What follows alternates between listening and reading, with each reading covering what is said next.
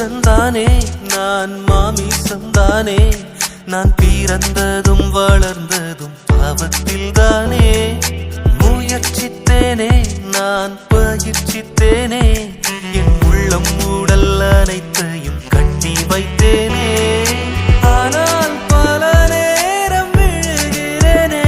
இனி என்னால் முடியாமல் தளர்கிறேனே